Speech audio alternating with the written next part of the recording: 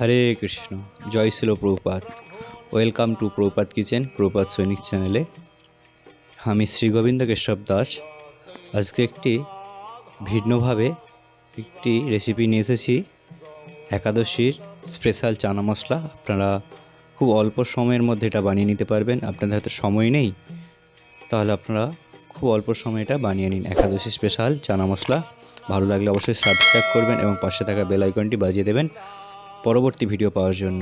এখানে আমি শসা কাটবো, দুটোর মতো শসা কেটে নিচ্ছি আমি এখানে।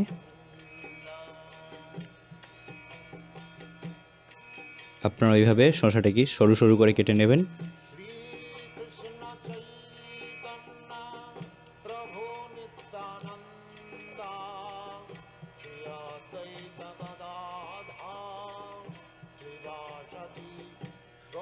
তারপর এখানে সেদ্ধ করা আলু আমি কেটে নিচ্ছি। আলুটা প্রথমে সেদ্ধ করে নিতে হবে ভালো করে।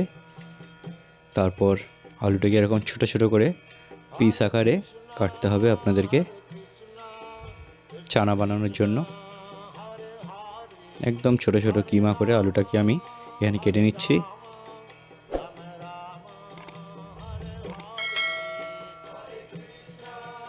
এরপর আমি আলুগুলিকে তুলে রেখে দিচ্ছি একটা পাত্রে।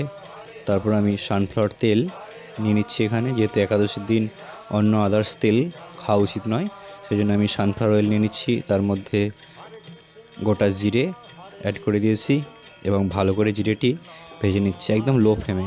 খেয়াল রাখতে হবে জিরেটি যাতে ছুঁয়ে না যায়। এরপর আমি গরম করে রেখে দিয়েছি সেদ্ধ করা আলু, কাঁচা লঙ্কা, শসা, সেদ্ধ করা বাদাম, এখানে গোটা জিরে এবং তেল, সৈন্দব লবণ। এখানে আমি আরেকটু নিয়ে নিচ্ছি গোলমরিচ গুঁড়োর একটি প্যাকেট সানরাইজের।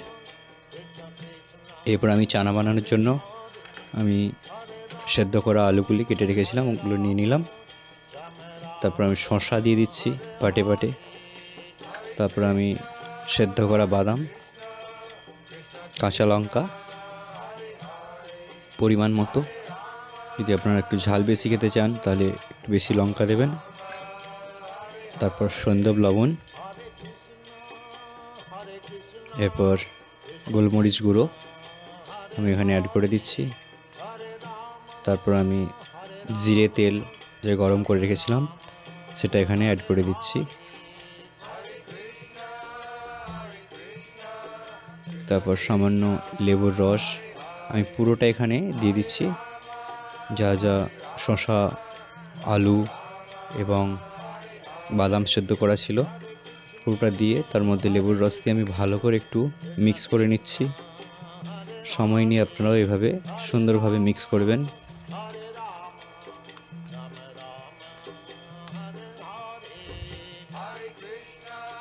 এখানে আপনাদের লেবুর রস যদি বেশি মনে হয় তাহলে আপনারা অল্প লেবুর রস দিয়ে আপনারা মিক্স করবেন সুন্দর করে একদম। দেখুন আমার প্রায় রেডি মিক্স করা। অল্প সময়ে আপনারা এটা বানিয়ে নিতে পারবেন। আপনাদের হাতে সময় নেই, একাদশী করছেন, খাওয়ার কিছু নাই, তাহলে অবশ্যই এই রেসিপিটা খুব অল্প সময়ে ট্রাই করতে পারেন। সামান্য সময় লাগবে আপনাদের। এবং একটি পাত্রে আমি ভালো করে সাজিয়ে নিচ্ছি আমার ভোগ রেডি। এটাও আপনারা রাধা মাধবকে ভোগ লাগাবেন, তারপর আপনারা মহাপ্রসাদ রূপে গ্রহণ করতে পারেন। খুব অল্প সময়ে আপনারা বানিয়ে নেবেন। দেখুন কত সুন্দর লাগছে।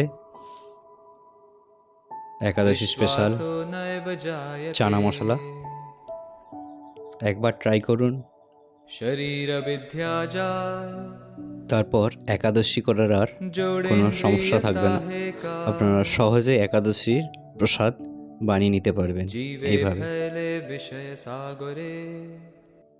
আমাদের এই চ্যানেলটার উদ্দেশ্য হচ্ছে আপনারা যাতে কৃষ্ণপ্রসাদ গ্রহণ করতে পারেন এবং খুব সহজ পদ্ধতিতে আপনারা এই রেসিপিগুলো বাড়িতে ট্রাই করতে পারেন। ভগবানকে ভোগ লাগিয়ে মহাপ্রসাদ রূপে আপনারাও আপনাদের ফ্যামিলি এবং আপনারাও প্রসাদ গ্রহণ করতে পারেন। দেখুন কত সুন্দর লাগছে। আমি তুলসী পত্র দ্বারা এবার ভগবানকে ভোগ নিবেদন করব। তারপর মহাপ্রসাদ রূপে সবাইকে বিতরণ করব। ভালো লাগলে অবশ্যই আপনারা এই চ্যানেলটি অত্যাধিক পরিমাণে লাইক করবেন এবং শেয়ার করবেন। হরে কৃষ্ণ।